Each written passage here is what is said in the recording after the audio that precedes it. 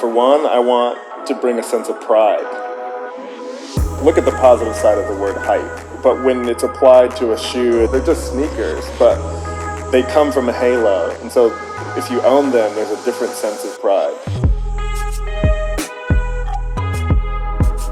I just consider myself a person that strives to be creative.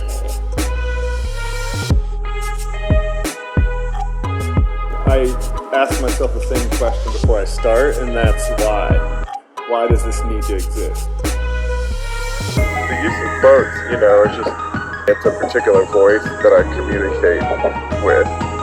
So if we can make that same halo effect on a chair, on a credenza, on a rug, or on a display case, you have a sense of pride in it, and then you're appreciating the design.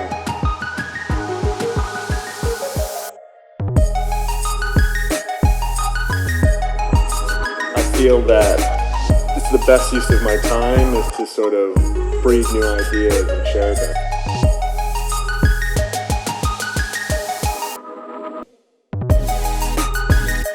I would love to see that people adopt it. I found that a lot of people are hesitant, but just because I've made it doesn't mean it's important. Just because someone's made it doesn't mean that it's important. You can also create too.